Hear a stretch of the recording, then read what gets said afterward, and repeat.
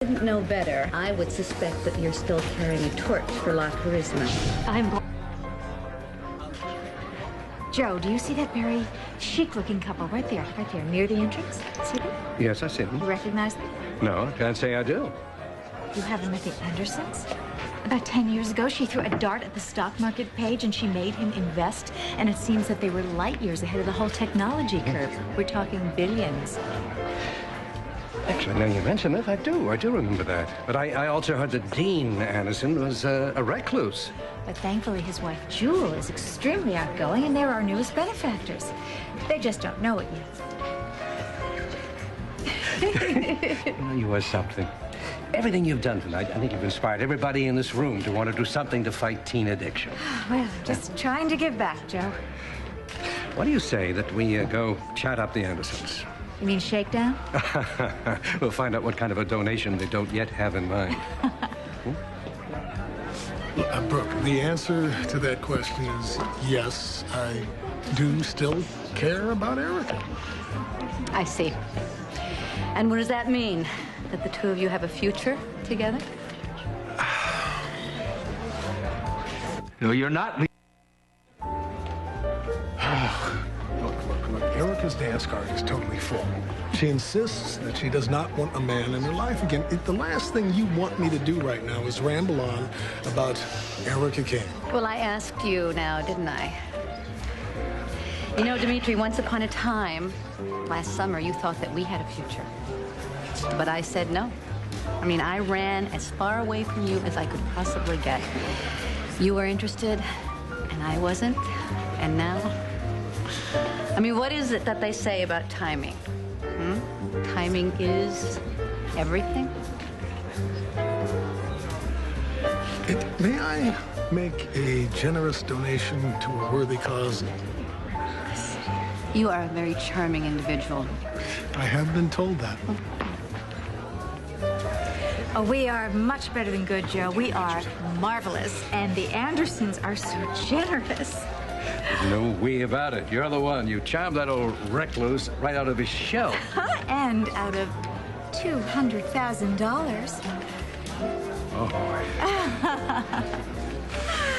Oh, this is so wonderful. So, who is next on our hit list? Well,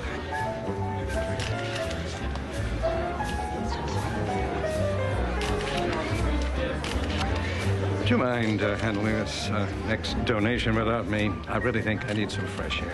Excuse me. Dr. Hayward, how nice of you to attend my little party. Well, thank you, Miss Kane. It's a worthy charity. Yes, it is very. So, tell me, how much can I steal from you? Didn't your mother ever teach you that it's not polite to steal? Oh, all's fair in love and war. When I fight to win. Well, then I guess we have a lot in common. I remember when I was Bianca's doctor, seeing how her suffering affected you. I guess it's no surprise that you would be spearheading an effort like this. Well, I would like to be able to help every child in distress. How is Bianca, by the way? Oh, she's much better, thank you. Gaining weight? Yes, a pound here and there. And how's her self-esteem? That's vastly improved. Glad to hear it. Now, you were about to pick my pocket. So how does $10,000 sound? Forgive my bluntness, Dr. Hayward, but your generous contribution wouldn't be an attempt for you to worm your way back into Pine Valley's favor. Well, if it were, would it make any difference? Not at all. Your money is as important to the cause as anyone's. I just don't expect it to smooth any of the feathers you've already ruffled. Well, I might ruffle a few more feathers this evening yet. Well, as long as your check clears and everybody else's pledge is taken, ruffle away. As a matter of fact, I might provide you with a couple of targets of my own.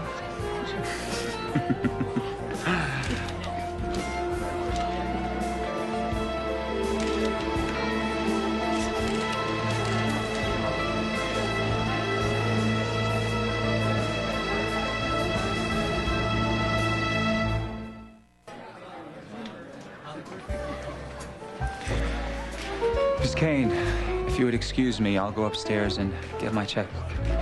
Yes, Yes, of course. Miss Kane, I'm Vanessa Bennett. I've heard so many wonderful things about your charity work here in Pine Valley, and I'm so impressed. Well, thank you. Thank you very much. Miss Bennett, did you say? Vanessa, please, please. Well, that's what all my friends call me. I see. Well, it's a pleasure to meet you. No, the pleasure happens to be all mine. I was very deeply moved by your presentation this evening, and I would just like to say that I would love to work with you, support you in any way I can.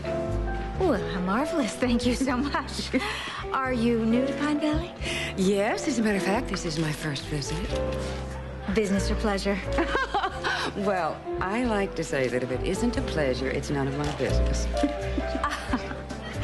Well, surely something brings you to Pine Valley. Oh, well, what brings me anywhere? Rome, Paris, London. Oh, speaking of Rome, I just took the most marvelous expedition right through the digs there, the archaeological. Have you ever been? Yes, actually, I have, although my most recent visit was to Paris. Oh, dear. I have a flat on the left bank. You and I are going to have scats to talk about.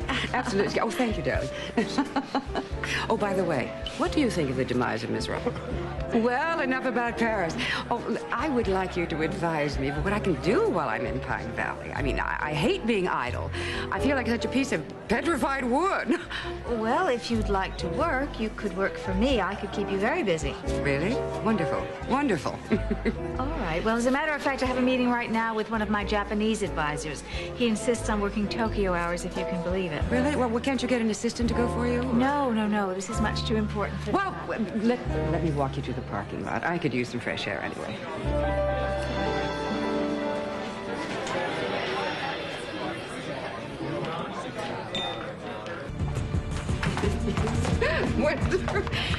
Then I did some very successful fundraising for the National Cancer Society. Oh, really? All right. Well, then we'll have lunch and we'll trade secrets about fundraising. Oh, that would be lovely. It's soon, I hope.